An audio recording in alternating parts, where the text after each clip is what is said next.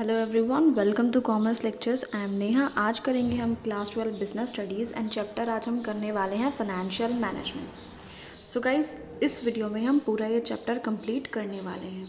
सबसे पहला इसमें टॉपिक है आपका बिजनेस फाइनेंस। सो बिजनेस फाइनेंस क्या है?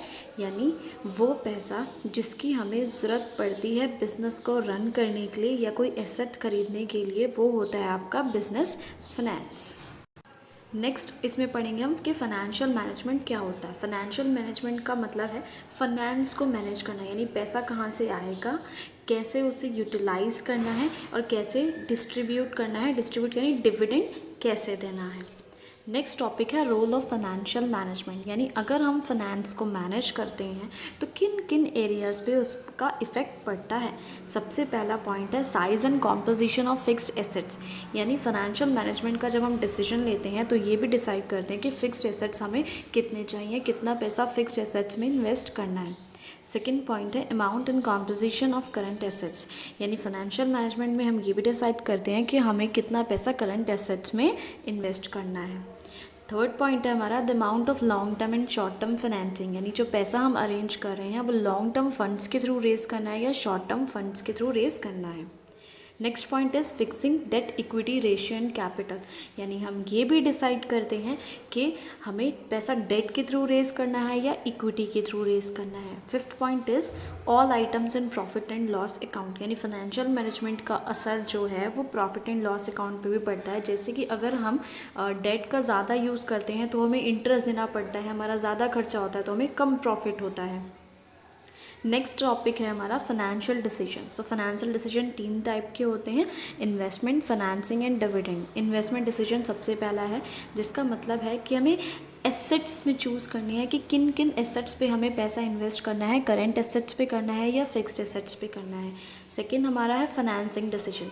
फाइनेंसिंग डिसीजन में हम ये चूज़ करते हैं, ये डिसाइड करते हैं कि पैसा कहाँ से अरेंज करना है, बोरोड फंड से या फिर ऑनर्स फंड से, यानी डिबेंचर्स के थ्रू पैसा रेज करना है, लोन के थ्रू, शेयर्स के थ्रू या रिटेन अर्निंग्स यूज़ करनी है। थर्ड अपना पॉइंट है डिविडेंड डिसीजन। डिविडेंड डिसीजन में हम डिसाइड करते हैं कि हमारे पास जो भी प्रॉफिट हुआ है उसको हमें कैसे डिस्ट्रीब्यूट करना है, यानी डिविडेंड देना है या फिर रिटेन्ड अर्निंग्स रख लेनी है, यानी फ्यूचर के लिए पैसा संभाल के रख लेना है। नेक्स्ट हमारा टॉपिक है फैक्टर्स अफेक्टिंग डिविडेंड डिसीजन, यानी डिविडेंड डिसीजन जब हम लेते हैं तो उसके क्या फैक्टर्स होते हैं, क्या सोचकर हमें ये डिसीजन लेना पड़ता है। सबसे पहला पॉइंट है आपका अर्निंग्स। अर्निंग्स का इधर क्या सो अर्निंग से इधर मतलब है कि अगर आपके अर्निंग्स बहुत ज़्यादा हो रहे हैं तो आप क्या करेंगे, डिविडेंड ज़्यादा दे देंगे। कम अर्निंग्स हो रहे हैं तो कम डिविडेंड देंगे। Second point is stability of earnings, यानी अगर आपकी अर्निंग स्टेबल है, आपके पास पैसा आ रहा है, प्रॉफिट हो रहा है तो डिविडेंड ज़्यादा दे दो। अगर अनस्टेबल है तो डिविडेंड मत दो, थोड़ा बहुत पैसा रोक लो। Next point is cash flow position. अगर आपकी कैश फ्लो पोजीशन अच्छी है, आपके पास काफ़ी कैश बना रहता है तो डिविडेंड ज़्यादा दे दो। अगर शॉर्टेज रहती है कैश की तो डिविडेंड कम दो। नेक्स्ट है ग्रोथ अपॉर्चुनिटीज़, यानी अगर आपके पास ग्रोथ अपॉर्चुनिटीज़ है, आपके पास ऐसे प्लान्स हैं जहाँ पैसा इन्वेस्ट कर सकते हो तो आप डिविडेंड मत दो, कम दे दो। लेकिन अगर आपके पास कोई प्लान नहीं है, आपके पास पैसा पड़ा हुआ है, कोई अपॉर्चुनिटी नहीं है, तो आप क्या करेंगे, डिविडेंड दे देंगे। नेक्स्ट पॉइंट है आपका टैक्सेशन पॉलिसी। अगर टैक्स रेट बहुत ज़्यादा है तो आप डिविडेंड कम दो, टैक्स रेट अगर आपका कम है तो आप डिविडेंड ज़्यादा दो। सिक्स पॉइंट है आपका कॉन्ट्रेक्चुअल कॉन्स्ट्रेंट्स, यानी कुछ कॉन्ट्रैक्ट्स होते हैं ऐसे, जैसे कि अगर आपने डिविडेंड बोल रहे, डेट के थ्रू पैसा रेज कर लिया तो आप जो है और आगे लोन वगैरह नहीं ले सकते हैं और पैसा उधार पे नहीं ले सकते हैं या डिविडेंड ज़्यादा नहीं दे सकते हैं, तो वो चीज़ें भी मैटर करती हैं। सेवेंथ पॉइंट है आपका प्रेफरेंस ऑफ शेयर होल्डर्स, यानी आपके शेयर होल्डर्स किस टाइप के हैं, रिटायर्ड है, पुअर है, मिडिल क्लास है तो आप ज़्यादा डिविडेंड दे दो। अगर रिच हैं तो क्या होगा, आप कम डिविडेंड दे दो, क्योंकि वो लोग जो है रिस्क लेने को हमेशा तैयार रहते हैं। Eighth point is stable dividend policy. इसका मतलब है कि कभी कभी कंपनी क्या करती है, स्टेबल डिविडेंड देती है जिसकी परसेंटेज फिक्स कर देती है कि 5%, 6%, 7% इतना प्रॉफिट डिविडेंड देगी ही देगी, है ना। तो आप स्टेबल डिविडेंड पॉलिसी भी अपना सकते हैं। नेक्स्ट आपका है फैक्टर्स अफेक्टिंग फाइनेंसिंग डिसीजन, यानी जब आप फाइनेंसिंग डिसीजन लेते हैं तो किन किन चीज़ों के बारे में सोचते हैं। तो सबसे पहला पॉइंट है आपका कॉस्ट। देखो, अगर जो है डेट की कॉस्ट ज़्यादा है या इक्विटी की कॉस्ट ज़्यादा है, इनको आप कंपेयर करेंगे, उसके अकॉर्डिंग आप डिसाइड करेंगे कि भाई मैं तो उस चीज़ के थ्रू पैसा रेस करूँगा जिसमें मेरी कॉस्ट कम से कम आए, चाहे वो डेट हो चाहे वो इक्विटी हो। सेकेंड पॉइंट इज़ रिस्क, यानी आप दोनों को फिर से कंपेयर करेंगे, डेट और इक्विटी को, जिसमें आपको लेस रिस्क रखता है आप उससे पैसा रेस करेंगे। Third point is cash flow position. अगर आपकी कैश फ्लो पोजीशन अच्छी है तो आप बोरोड फंड एक सेकेंड, अगर आपकी कैश फ्लो पोजीशन अच्छी है तो आप बोरोड फंड यूज़ करिए, डेट के थ्रू पैसा रेस कर सकते हैं। लेकिन अगर आपके पास कैश की हमेशा तंगी रहती है तो आप खुद की अर्निंग थी यूज़ करिए, क्योंकि भाई आपको पता है ना, पैसा अगर नहीं है लेकिन इंटरेस्ट तो देना ही देना पड़ेगा, तो बोरो करना तो बहुत बड़ी बात हो जाएगी। नेक्स्ट है फोर्थ पॉइंट, कंट्रोल कंसिडरेशन। इसका मतलब है अगर आप चाहते हैं कि पूरा कंट्रोल अपने ही हाथ में रखें तो बोरोड फंड यूज़ करें या डेट यूज़ करें। अगर आप चाहते हैं कि नहीं ठीक है मैं कंट्रोल शेयर करने को तैयार हूँ तो आप इक्विटी के थ्रू पैसा रेस कर सकते हैं। Next is flotation cost. Flotation cost का मतलब क्या होता है, जब हम सिक्योरिटीज़ इशू करते हैं तो उसका जो थोड़ा बहुत खर्चा होता है वो होता है फ्लोटेशन कॉस्ट। तो जब आप पैसा रेस करेंगे तो देखेंगे कहीं मेरी फ्लोटेशन कॉस्ट ज़्यादा हाई तो नहीं होगी, कहीं मैं अफोर्ड ही ना कर पाऊँ।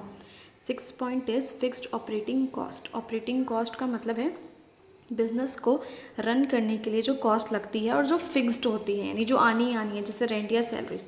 अगर आपकी फिक्स्ड कॉस्ट बहुत ज़्यादा आ रही है तो आप ओनर्स फंड के थ्रू पैसा रेस करो। अगर आपकी फिक्स्ड कॉस्ट बहुत कम आ रही है तो बोरोड फंड यूज़ करो, ठीक है, क्योंकि आपको पता है ना आपको इंटरेस्ट देना है, कैसे दोगे फिर आप।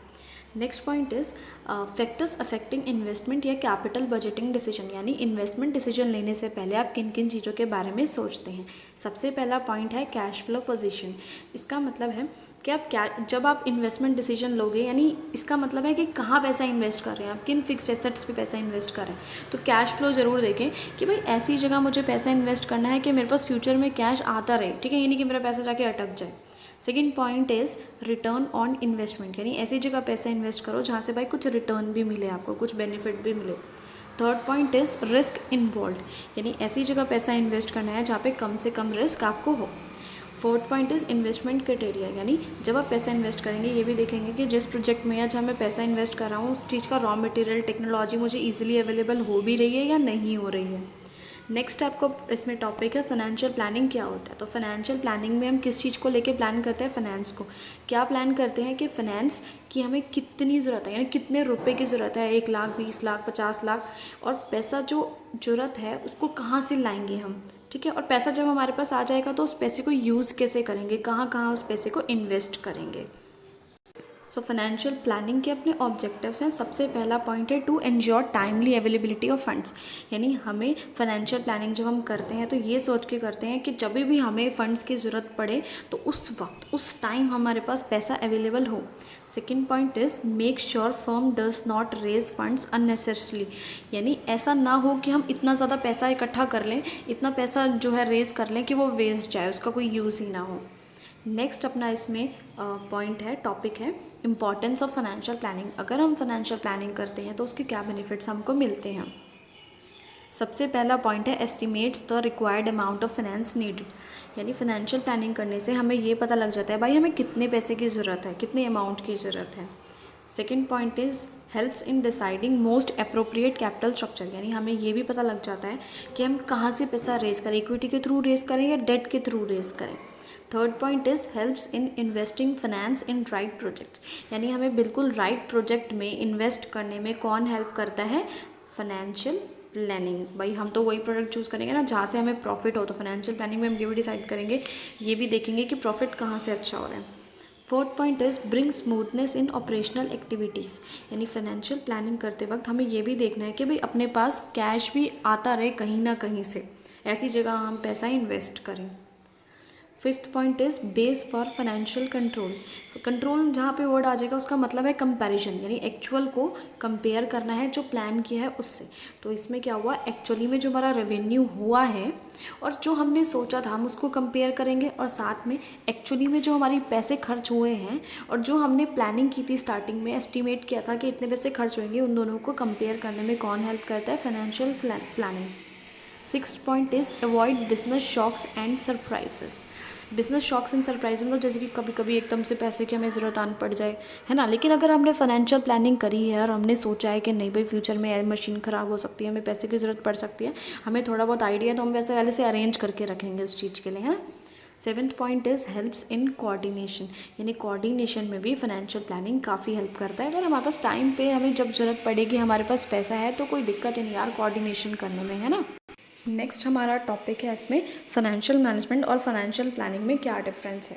सो देखो, फाइनेंशियल मैनेजमेंट में हमने क्या पढ़ा था कि पैसा कहाँ से अरेंज करना है, पैसे को इन्वेस्ट कैसे करना है और पैसे को डिस्ट्रीब्यूट कैसे करना है, ये था अपना फाइनेंशियल मैनेजमेंट।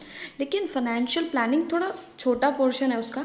इसमें ये डिसाइड करना है, हमें ये सोचना है कि हमें कितने पैसों की ज़रूरत है और उस पैसे को कैसे अरेंज किया जाए, ठीक है। सो स्कोप जो है फाइनेंशियल मैनेजमेंट का बहुत बड़ा है, ठीक है। फाइनेंशियल प्लानिंग का स्कोप बहुत छोटा है। फाइनेंशियल मैनेजमेंट में छोटा सा एक पोर्शन है जो कि है फाइनेंशियल प्लानिंग। नेक्स्ट है importance of capital budgeting decision, यानी कैपिटल बजटिंग यानी कैपिटल में पैसा इन्वेस्ट करना, फिक्स्ड एसेट्स में पैसा इन्वेस्ट करना, उसके क्या बेनिफिट्स है अगर हम पहले से ये सोच लेते हैं तो सबसे पहला पॉइंट है आपका लॉन्ग टर्म ग्रोथ। देखो, अब हमें फिक्स्ड एसेट्स में पैसा इन्वेस्ट करना है, लॉन्ग टर्म एसेट्स में पैसा इन्वेस्ट करना है ना। तो अगर हम पहले से ये सब सोच लें कि भाई ऐसे ऐसे ऐसे यहाँ पैसा इन्वेस्ट करना है, इन इन चीज़ों से हमें जो हमारी कंपनी को फ्यूचर में ग्रोथ होने वाली है, तो हमारे लिए फ़ायदा ही है ना। Second point is large amount of funds involve, यानी अब भाई फिक्स्ड एसेट्स में, लॉन्ग टर्म एसेट्स में पैसा लगाना है तो बहुत लार्ज अमाउंट लगेगा, बहुत ज़्यादा ह्यूज अमाउंट लगेगा, इसलिए ज़रूरी है भाई ये डिसीजन लेना, है ना। इतना ज़्यादा पैसे का रिस्क नहीं ले सकते हैं। Third point is risk involve, अब जब इतने अमाउंट में पैसा लगा रहे हैं तो उस पैसे में बहुत रिस्क भी होगा, है ना। तो रिस्क जो हमें फ्यूचर में फेस ना पड़े, इसलिए हम पहले से ये डिसीजन ले लेते हैं। Fourth point is irreversible decision. Irreversible यानी इसको चेंज करना बहुत ही मुश्किल है। अब जैसे कि आप ही सोच लो यार, आप महंगा सा फ़ोन या लैपटॉप ले लो, ठीक है, आप ले लो 70-80 हज़ार का, ऊपर से उसको सोचो कि नहीं मैं तो चेंज कर लूँ, तो एकदम से थोड़ा चुटकी बजा के आप ये डिसीजन चेंज कर लोगे, है ना, बहुत घाटा हो जाएगा आपको। नेक्स्ट है आपका कैपिटल स्ट्रक्चर। क्या चीज़ होती है कैपिटल स्ट्रक्चर, यानी टोटल आप अपनी कैपिटल में कितना डेट यूज़ कर रहे हैं और कितना इक्विटी यूज़ कर रहे हैं, ये होता है आपका कैपिटल स्ट्रक्चर। डिफरेंस एक बार बता देती हूँ, डेट और इक्विटी में क्या होता है। डेट हमारे होते हैं जैसे लोन्स और डिवेंचर्स हो गए, इक्विटी होते हैं जैसे शेयर्स या रिटेन अर्निंग्स हो गई। डेट के थ्रू अगर आप पैसा रेस करते हैं तो आपको कॉस्ट तो बहुत कम लगेगी, लेकिन ये रिस्की बहुत ज़्यादा होते हैं, और इक्विटी उसके बिल्कुल अपोजिट होते हैं। इनको इशू अगर करते हैं तो बहुत हमारे को खर्चा लगता है, एक्सपेंसिव होते हैं, लेकिन ये रिस्की नहीं होते हैं, ये काफ़ी सेफ़ होते हैं, क्योंकि हमें इनको बाद में जो है अपना पैसा पे नहीं करना पड़ता है। लेकिन डेट में क्या होता है, आपको जितना भी प्रिंसिपल अमाउंट है वो सारा वापस करना पड़ता है। नेक्स्ट आपका टॉपिक है फाइनेंशियल लिवरेज। क्या होता है फाइनेंशियल लिवरेज का मतलब है कि आप टोटल कैपिटल में डेट कितना ज़्यादा यूज़ कर रहे हैं और उससे कितना आपको बेनिफिट मिल रहा है। अब जैसे कि हमने पढ़ा था, डेट जो है बहुत हमें सस्ता पड़ता है, ठीक है, लेकिन वो रिस्की बहुत ज़्यादा होता है। तो डेट हमें तब तक यूज़ करना है डेट जब तक हमारी अर्निंग इंक्रीज़ हो रही है। अर्निंग इंक्रीज़ होने का मतलब है हमारा रिटर्न ऑन इन्वेस्टमेंट जो है वो बढ़ रहा है, ठीक है, और हमारा इंटरेस्ट यानी जो हम ब्याज दे रहे हैं वो कम है और रिटर्न ज़्यादा है, तब तक हमें डेट यूज़ करना है। लेकिन जहाँ पे ऐसा हो जाता है ना कि हमें इंटरेस्ट ज़्यादा देना पड़ रहा है और रिटर्न कम मिल रहा है, वहीं पे भाई डेट बंद कर दो, डेट से बिल्कुल पैसा रेज मत करो, इक्विटी के थ्रू पैसा रेज करो। नेक्स्ट आपका है factors determining capital structure. So capital structure मतलब क्या है, कितना डेट हो और कितना इक्विटी हो, ठीक है। तो इसके क्या फैक्टर्स हैं। सबसे पहला अपना पॉइंट है कैश फ्लो पोजीशन। अगर आपके पास काफ़ी कैश आता रहता है तो आप डेट के थ्रू पैसा रेज कर लो, लेकिन अगर आपके पास पैसे की काफ़ी कमी है तो आप इक्विटी के थ्रू पैसा रेज करो, क्योंकि आपको पता है भाई कि आपको डेट में जो है इंटरेस्ट देना ही देना है। अगर आपके पास पैसा नहीं होगा तो इंटरेस्ट कहाँ से दोगे। सेकेंड पॉइंट है आपका इंटरेस्ट कवरेज रेशियो। इसका क्या मतलब है कि आप कितना ज़्यादा अर्न करते हैं कि आप इंटरेस्ट अपना कवर कर पाएँ। सो अगर आपका ICR रेशियो जो है बहुत ज़्यादा है तो आराम से बोरोड फंड के थ्रू पैसा रेज करो, डेट के थ्रू पैसा रेज करो, लेकिन अगर आप इतना पैसा नहीं कमा पा रहे हैं तो इक्विटी के थ्रू पैसा रेज करो। नेक्स्ट पॉइंट है आपका डेट सर्विस कवरेज रेशियो, यानी कितनी बार आप इतना पैसा कमा लेते हैं कि आप इंटरेस्ट के साथ साथ जो है प्रिंसिपल अमाउंट भी कवर कर लें। तो अगर आपकी ये रेशियो बहुत ज़्यादा हाई है तो डेट के थ्रू पैसा रेज कर लो, अगर ये रेशियो बहुत कम है यानी आप इतना इनफ नहीं अर्न कर पा रहे हैं तो इक्विटी के थ्रू पैसा रेज करो। नेक्स्ट है आपका रिटर्न ऑन इन्वेस्टमेंट। अगर आप अच्छे रिटर्न्स मिल रहे हैं, अच्छा वाला पैसा कमा रहे हैं और आपका रेट ऑफ इंटरेस्ट यानी आपका ब्याज जो है कम है, तो आप डेट के थ्रू पैसा रेज कर लो। लेकिन आपका रिटर्न इतना नहीं है, इतना पैसा नहीं कमा रहे हैं और इंटरेस्ट आपको ज़्यादा देना पड़ रहा है, तो इक्विटी के थ्रू पैसा रेज करो। 5th पॉइंट है आपका टैक्स रेट। अगर टैक्स रेट बहुत ज़्यादा है तो आप डेट के थ्रू पैसा रेज करो। क्यों? क्योंकि जो आपका डेट के थ्रू पैसा रेज करते हैं वो टैक्स डिडक्टिबल होते हैं, उस पर टैक्स नहीं लगता है, आपको कम टैक्स देना पड़ेगा। लेकिन टैक्स रेट अगर आपका लो है तो आप इक्विटी के थ्रू पैसा रेज करो। नेक्स्ट चीज़ है आपकी कॉस्ट ऑफ इक्विटी, यानी इक्विटी जब आप रेज करेंगे पैसा तो इक्विटी की कॉस्ट ज़रूर देखें कि आपको कितना खर्चा करना पड़ रहा है, कितना नहीं खर्चा करना पड़ रहा है। 7th point is flotation cost, जो कि मैं पहले भी बता चुकी हूँ। फ्लोटेशन कॉस्ट भी आपको चेक करनी है, ठीक है, कि कितनी है, उसके हिसाब से ही आपको पैसा रेज करना है कि आप डेट के थ्रू यूज़ करेंगे या फिर इक्विटी के थ्रू रेज करेंगे। 8th point is risk consideration, यानी आपको रिस्क भी चेक करना है, ठीक है। डेट और इक्विटी को चूज़ करते वक्त आपको रिस्क डिसाइड करना है कि भाई मेरे को तो वही इन चीज़ के थ्रू पैसा रेज करना है जहाँ से मेरे को कम से कम रिस्क हो। 9th point is flexibility. Flexibility यानी आप ऐसी चीज़ के थ्रू पैसा रेज करो जहाँ पे आपको फ्लेक्सिबिलिटी बनी रहे, क्योंकि डेट के थ्रू अगर आप पैसा रेज करते हैं ना तो आपकी फ्लेक्सिबिलिटी कम हो जाती है। जैसे कि आप फ्यूचर में किसी ने आपको डेट के थ्रू पैसा रेज करके ऐसे बोल दिया कि फ्यूचर में नहीं भाई और पैसा उधार आप किसी से नहीं उठा सकते, क्योंकि पहले आप हमारा ब्याज दो, हमारा पैसा पूरा करो, बाद में पैसा उठाना। 10th point is control. अगर आप चाहते हैं कि आपके बिजनेस पे आपका पूरा कंट्रोल रहे, किसी के साथ आप कंट्रोल शेयर ना करो, सारे शेयर्स आपके ही हो, तो आप डेट के थ्रू पैसा रेज करेंगे। अगर आप ठीक बोले ठीक है भाई मैं कंट्रोल शेयर कर लूँगा, 2-3 जने मिलके कंपनी संभाल लेंगे, तो शेयर्स इशू कर दो, है ना। 11th इज़ रेगुलेटरी फ्रेमवर्क, यानी आप ये सब इशू करते वक्त सिक्योरिटीज़ वगैरह सेबी की गाइडलाइंस को ध्यान में रखते हुए इशू करें। अपना नेक्स्ट पॉइंट है और लास्ट पॉइंट है स्टॉक मार्केट कंडीशन, यानी स्टॉक मार्केट, शेयर मार्केट को भी देख ले, बूम चल रहा है या रिसेशन चल रहा है। अगर बूम चल रहा है तो आप इक्विटी के थ्रू पैसा रेज कर लो, क्योंकि बूम में तो पता है सब लोग इन्वेस्ट करने को तैयार रहते हैं पैसा। लेकिन रिसेशन चल रहा है तो कोई शेयर मार्केट में पैसा इन्वेस्ट नहीं करता है, तो आपको डेट के थ्रू ही पैसा रेज करना पड़ेगा। आगे है फिक्स कैपिटल। फिक्स कैपिटल क्या होती है? यानी आप कितना पैसा फिक्स्ड एसेट्स या फिर लॉन्ग टर्म एसेट्स में इन्वेस्ट कर रहे हो, वो हो रही है आपकी फिक्स्ड कैपिटल। चलो आगे पढ़ते हैं इसके factors affecting requirement of fixed capital, यानी फिक्स्ड कैपिटल जो है उसके क्या फैक्टर्स हैं। सबसे पहला पॉइंट है नेचर ऑफ बिजनेस। अगर आपकी मैन्युफैक्चरिंग कंपनी है तो आपको ज़्यादा फिक्स कैपिटल की ज़रूरत पड़ेगी, क्योंकि बड़ी बड़ी कंपनीज़ में बड़ी बड़ी प्लांट एंड मशीनरी चाहिए होती है। लेकिन आपका ट्रेडिंग कंपनी है, यानी छोटा मोटा लेना देने का बिजनेस है, तो आपको कम फिक्स कैपिटल की ज़रूरत पड़ेगी, क्योंकि वहाँ फिक्स एसेट्स होते ही नहीं इतने। सेकेंड पॉइंट है स्केल ऑफ ऑपरेशन। अगर आपका बहुत बड़ा बिजनेस है तो ज़्यादा फिक्स कैपिटल, अगर बहुत छोटा बिजनेस है तो less fix capital. Third point is technique of production, यानी अगर आप कैपिटल इंसेंटिव टेक्निक यूज़ कर रहे हैं, ज़्यादा मशीन्स यूज़ कर रहे हैं तो ज़्यादा फिक्स्ड कैपिटल, और लेबर इंटेंसिव टेक्निक यूज़ कर रहे हैं, ठीक है, तो कम fix capital. Fourth point is technology upgradation. अगर आपका बिजनेस ऐसा है जहाँ टेक्नोलॉजी बहुत ज़्यादा अपडेट होती रहती है तो ज़्यादा फिक्स कैपिटल लगेगी, लेकिन ऐसा बिजनेस है जहाँ पे टेक्नोलॉजी में अपडेट्स नहीं होते हैं तो कम फिक्स कैपिटल लगेगी। Fifth point is growth process. अगर आप चाहते हैं कि बिजनेस में और ग्रो करें, एक्सपेंड करना चाहते हैं, तो फिक्स कैपिटल में पैसा इन्वेस्ट कर दो, वरना मत करो। Six point is availability of finance. अगर आपको इजीली फाइनेंस यानी पैसा आप अरेंज कर पाते हैं तो फिक्स कैपिटल खरीद लो, और नहीं कर पाते हैं पैसा अरेंज तो मत खरीदो। Seventh is joint venture. इसमें क्या है कि अगर आप जॉइंट वेंचर या कोलैबोरेशन के थ्रू काम कर रहे हैं, किसी 2-3 फर्म्स के साथ मिलकर काम कर रहे हैं, तो ठीक है, आप एसेट्स अपने शेयर कर सकते हैं, आपको फिक्स कैपिटल की ज़रूरत नहीं पड़ेगी। लेकिन आप खुद से इंडिविजुअली अपना वर्क कर रहे हैं तो आपको फिक्स कैपिटल की ज़्यादा ज़रूरत पड़ेगी, क्योंकि भाई आप ही हो तो आप ही पैसा खर्च करोगे। अब है वर्किंग कैपिटल। वर्किंग कैपिटल यानी कितने करंट एसेट्स में आप पैसा इन्वेस्ट कर रहे हो। तो ग्रोस वर्किंग कैपिटल का मतलब इधर हो गया है कि कितना करंट एसेट्स में पैसा आपने इन्वेस्ट किया है, ग्रोस हो जाएगा वो आपका। और नेट वर्किंग कैपिटल से इधर आपका मतलब है कि आपके करंट एसेट्स करंट लायबिलिटीज से कितने ज़्यादा हैं। नेक्स्ट पढ़ते हैं हम वर्किंग कैपिटल के फैक्टर्स। देखो, अगर आपकी ऑपरेटिंग साइकिल बहुत बड़ी है, यानी ज़्यादा लंबे समय तक आपका प्रोसेस होता रहता है, ठीक है, प्रोडक्शन चलती है, तो क्या होगा, आपको ज़्यादा वर्किंग कैपिटल लगेगी, क्योंकि भाई जितना जल्दी ज़्यादा समय तक आप काम करते रहोगे उतना ज़्यादा पैसे की ज़रूरत पड़ती रहेगी, तो वर्किंग कैपिटल ज़्यादा। लेकिन जितनी जल्दी प्रोडक्शन साइकिल ख़त्म हो जाएगी उतनी कम working capital. Second point is nature of business. अगर आपका ट्रेडिंग कंसर्न है, यानी यहाँ से सामान उठाया वहाँ पे सामान बेचा, तो आपको कम पैसे की ज़रूरत पड़ेगी, ठीक है, क्योंकि यहाँ से सामान उठाया वहाँ से बेच दिया, फटाफट काम खत्म हो गया, लो पैसे की ज़्यादा ज़रूरत नहीं पड़ी। लेकिन आपका मैन्युफैक्चरिंग कंपनी है जहाँ पे आप बार बार प्रोडक्शन करते हैं, कभी टूल्स लाने, कभी कुछ लाने, कभी कैश की ज़रूरत, वहाँ पे आपको ज़्यादा वर्किंग कैपिटल की ज़रूरत पड़ेगी। थर्ड पॉइंट है स्केल ऑफ ऑपरेशन, यानी जितना ज़्यादा बड़ा बिजनेस उतनी ज़्यादा वर्किंग कैपिटल, जितना छोटा बिजनेस उतनी कम working capital. Fourth point is business cycle fluctuation. Boom है मतलब ज़्यादा डिमांड है तो ज़्यादा प्रोडक्शन तो ज़्यादा वर्किंग कैपिटल, डिप्रेशन है तो मतलब कम डिमांड और कम वर्किंग कैपिटल की ज़रूरत। Fifth point is growth prospectus.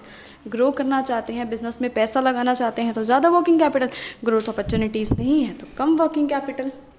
Six point is seasonal factors. Season का टाइम है तो ज़्यादा डिमांड तो ज़्यादा वर्किंग कैपिटल, सीज़न का डिमांड मतलब सीज़न नहीं है, डिमांड कम है तो कम working capital. Seventh point is technology कौन सी यूज़ कर रहे हैं। लेबर अगर इंटेंसिव टेक्निक यूज़ कर रहे हैं तो ज़्यादा वर्किंग कैपिटल की ज़रूरत पड़ेगी, लेकिन अगर कैपिटल इंटेंसिव टेक्निक यूज़ कर रहे हैं तो कम वर्किंग कैपिटल। कम वर्किंग कैपिटल क्यों? क्योंकि यहाँ पे तो फिक्स एसेट्स ज़्यादा सही है ना, इसलिए जो है आपको वर्किंग कैपिटल कम चाहिए। Eighth point is length of production cycle. Production cycle अगर बहुत लंबी है, ज़्यादा समय तक आप प्रोडक्शन प्रोसेस में इन्वॉल्व होते हैं तो ज़्यादा वर्किंग कैपिटल, पर जितनी देर तक काम करोगे उतना ही ज़्यादा खर्चा होता जाएगा। प्रोडक्शन साइकिल कम है तो कम वर्किंग कैपिटल की ज़रूरत। Ninth point is credit allowed. अगर लोगों को उधार में सामान बेचते हैं तो ज़्यादा वर्किंग कैपिटल की ज़रूरत पड़ती है, उधार में सामान नहीं बेचते हैं, अब तुरंत कैश आ जाता है तो less working capital. Tenth point is credit avail, यानी आपको उधार में सामान मिलता है तो कम वर्किंग कैपिटल की ज़रूरत पड़ेगी, आपको उधार में सामान नहीं मिलता, फटाफट कैश देना पड़ता है तो ज़्यादा वर्किंग कैपिटल की ज़रूरत पड़ेगी।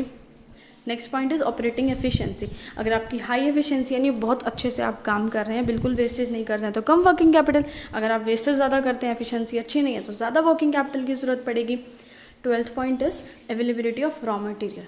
रॉ मटेरियल अगर आप आसानी से अवेलेबल हो जाता है तो कम वर्किंग कैपिटल, ठीक है, कम वर्किंग कैपिटल क्यों? क्योंकि आपको स्टॉक ज़्यादा मेंटेन नहीं करना है। लेकिन अगर आपके पास इजीली अवेलेबल नहीं होता है रॉ मटेरियल, आपको बहुत ज़्यादा स्टॉक बना के रखना पड़ता है, तो क्या होगा, आपको ज़्यादा वर्किंग कैपिटल की ज़रूरत पड़ेगी। Next is level of competition. अगर कंपटीशन बहुत ही ज़्यादा है तो आपको लोगों को सामान उधार में भी बेचना पड़ेगा और पैसा आपके पास नहीं आएगा तो आपको वर्किंग कैपिटल की ज़्यादा ज़रूरत पड़ेगी। लेकिन अगर क्या है, कंपटीशन बहुत कम है तो आप आराम से कैश में बेचो, फटाफट तुरंत आपके पास कैश आएगा, आपको ज़्यादा वर्किंग कैपिटल मेंटेन करने की ज़रूरत नहीं है। 14 पॉइंट इज़ इन्फ्लेशन। इन्फ्लेशन का मतलब क्या है कि प्राइसेस बढ़ जाना, राइज हो जाना। अगर प्राइसेस बढ़ रहे हैं हर चीज़ के तो वर्किंग कैपिटल की ज़्यादा ज़रूरत पड़ेगी, क्योंकि अब आपको ज़्यादा पैसे की ज़रूरत है। लेकिन अगर इन्फ्लेशन नहीं है, ठीक है, प्राइस जैसे हैं वो वैसे ही हैं, तो आपको कम वर्किंग कैपिटल की ज़रूरत पड़ेगी। लास्ट टॉपिक बचा है, बहुत लंबी वीडियो हो गई एक्चुअली, है objectives of financial management. Financial management का क्या ऑब्जेक्टिव है? तो सबसे प्राइमरी ऑब्जेक्टिव है इसका शेयर होल्डर्स वेल्थ को मैक्सिमाइज़ करना, यानी बढ़ाना। शेयर होल्डर्स कौन होते हैं? जो हमारी कंपनी के ऑनर्स होते हैं, जिनके पास हमारी कंपनी के शेयर्स होते हैं, उनकी वेल्थ बढ़ाना, उनकी अर्निंग्स बढ़ाना, ठीक है, यानी हमारी कंपनी का प्रॉफिट एक तरह से बोल सकते हैं, बढ़ाना, कुछ भी बोलो। सो 4 बेसिकली इसके हैं आपके। सबसे पहला पॉइंट है प्रॉफिट मैक्सिमाइजेशन। इसका क्या मतलब है? फाइनेंशियल मैनेजमेंट में सारे डिसीजन ऐसे लिए जाने चाहिए जिससे हमारी प्रॉफिट या अर्निंग बढ़ जाए। नेक्स्ट है आपका मीटिंग ऑफ फाइनेंशियल कमिटमेंट्स। इसका ये मतलब है कि डिसीजन आप ले रहे हो, बहुत अच्छी बात है, लेकिन इस चीज़ का ज़रूर ध्यान रखें कि जितने भी फ्यूचर में एक्सपेंसेस हैं उनसे टाइमली जो है आप डील करें, उनको टाइमली पेमेंट करते रहें।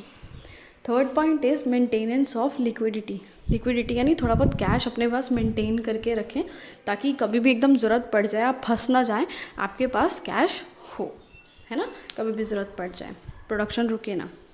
नेक्स्ट और लास्ट इसका टॉपिक रह गया प्रॉपर यूटिलाइजेशन ऑफ फंड्स, यानी आपके पास जो पैसा है उसको अच्छे से यूटिलाइज़ करें, ठीक है, अच्छे से इन्वेस्ट करें, ठीक है, यानी कि बहुत रिस्की बना लें और बहुत कॉस्ट बढ़ा लें, ऐसा ना करें, अच्छे से यूटिलाइज़ करें।